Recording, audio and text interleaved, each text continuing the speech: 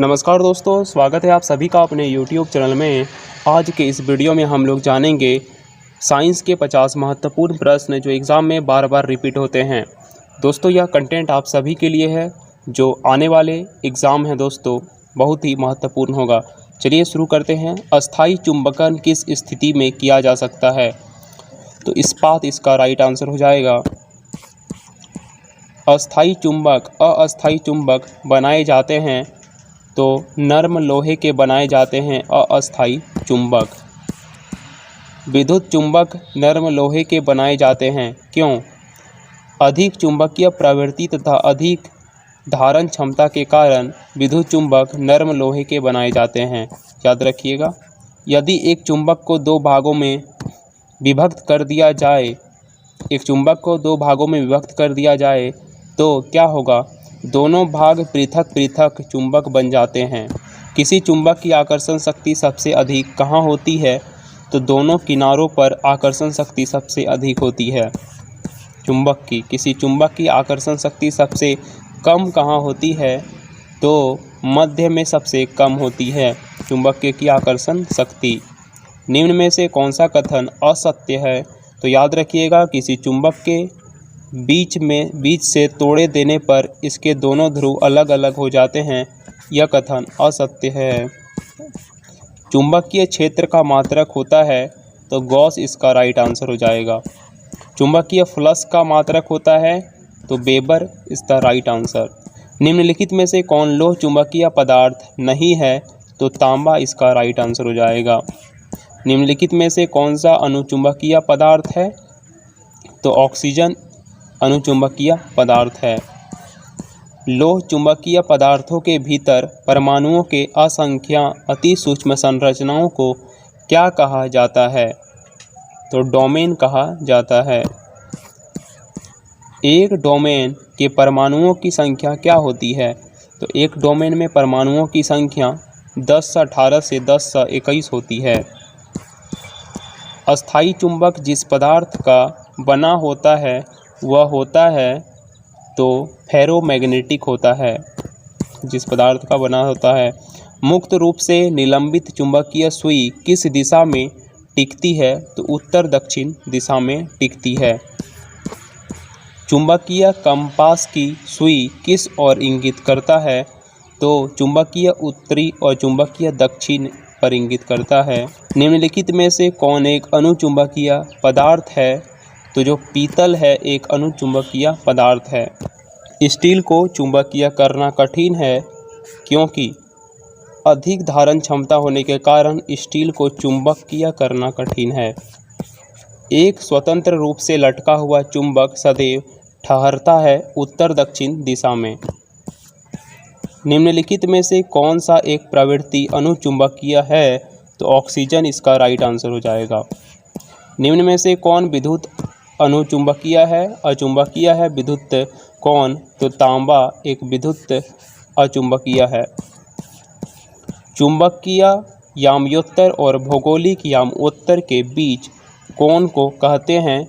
चुंबकीय दिक्पात कहते हैं। निम्नलिखित में से कौन सा धातु चुंबक द्वारा आकर्षित नहीं होता? तो एल्युमिनियम इसका राइट आंसर हो जाएगा। निम्न में से कौन प्रति चुंबकीय डायमैग्नेटिक है? तो डायमैग्नेटिक बिस्मथ इसका राइट आंसर हो जाएगा, ऑप्शन नंबर बी। एक शक्तिशाली चुंबक केवल लोहा एवं उसकी मिश्र धातुओं को आकर्षित करता है किंतु किसी को प्रतिकर्षित नहीं करता। एक शक्तिशाली चुंबक मुक्त रूप से अपने गुरुत्व केंद्र पर आलंबित चुंबकीय सुई क्षैतिज के साथ जो कोण बनाती है उसे क्या कहते हैं? आलंबित चुंबकीय सुई क्षैतिज के साथ जो कोण बनाती है उसे नमन कोण कहते हैं। किसी चुंबकीय पदार्थ को विचुंबकीय किया जा सकता है तो उपयुक्त दोनों हथौड़े से पीटकर और गर्म कर किसी चुंबकीय पदार्थ को विचुंबकीय किया जा सकता है। विद्युत धारा का चुंबकीय प्रभाव सर्वप्रथम अवलोकित किया गया ओरस्टेड द्वारा। ध्रुवों पर नमन कोण का मान कितना होता है? तो 90 डिग्री।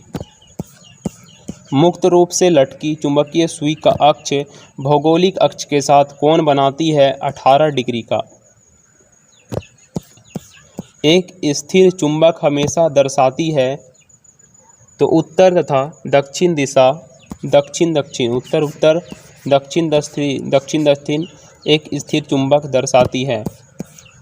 फ्लक्स घनता और चुंबकीय क्षेत्र का क्षमता का अनुपात किसी माध्यम में होता है उसका प्रागम्यता। वह क्रिया जिसके द्वारा धातु को अचुंबकीय बनाया जाता है कहलाता है डिग्रेसिंग क्रिया। फ्लेमिंग के बाएं हाथ के नियम में कौन सी अंगुली वर्तमान की दिशा दिखाती है? तो बीच की अंगुली वर्तमान की दिशा दिखाती है। फ्लेमिंग के बाएं हाथ की नियम दिशा बताते हैं तो विद्युत चालक में बल की दिशा जब चालक चुंबकीय क्षेत्र में है।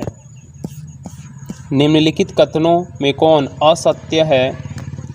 किसी विद्युत धारा के आसपास चुंबकीय क्षेत्र उत्पन्न नहीं होता, ये असत्य है। विद्युत चुंबकीय प्रेरण के नियमों का उपयोग निम्न में से किसको बनाने में उपयोग किया गया है? चुंबकीय प्रेरण के नियमों का उपयोग निम्न में से किसको बनाने में उपयोग किया गया? तो जनित्र को बनाने में उपयोग किया गया। डायनेमो का कार्य सिद्धांत निम्नलिखित में से किससे संबंधित है? तो यह यांत्रिक ऊर्जा को विद्युत ऊर्जा में परिवर्तित करता है। डायनेमो विद्युत जनित्र के कार्य सिद्धांत पर आधारित है, कार्य करने का सिद्धांत पर आधारित है। डायनेमो विद्युत जनित्र का कार्य करने का सिद्धांत है। डायनेमो विद्युत जनित्र के कार्य करने का सिद्धांत विद्युत चुंबकीय प्रभाव द्वारा। विद्युत मोटर निम्न सिद्धांतों के अनुसार कार्य करता है तो फैराडे के नियम के अनुसार। ट्रांसफार्मर के क्रोड बनाने के लिए निम्नलिखित पदार्थों में कौन सा अधिक उपयुक्त होता है? तो नर्म लोहा उपयुक्त होता है। ट्रांसफार्मर का सिद्धांत आधारित है तो विद्युत चुंबकीय प्रेरण के सिद्धांत पर आधारित है। ट्रांसफार्मर का क्या कार्य है? एसी वोल्टता को घटाने और बढ़ाने में प्रयुक्त होता है। लेंज का नियम ऊर्जा संरक्षण का नियम है। यदि किसी चुंबक का तीसरा ध्रुव हो तो तीसरा ध्रुव क्या कहलाता है? यदि किसी चुंबक का तीसरा ध्रुव है तो तीसरा ध्रुव क्या कहलाएगा? परिणामी ध्रुव कहलाएगा। पृथ्वी एक बहुत बड़ा चुंबक है। इसकी चुंबकीय क्षेत्र किसी दिशा में विस्तृत होता है दक्षिण से उत्तर। लोहा का क्यूरी ताप होता है 780 डिग्री सेल्सियस। चुंबक निम्नलिखित गृह उपकरणों में किसका आवश्यक भाग है?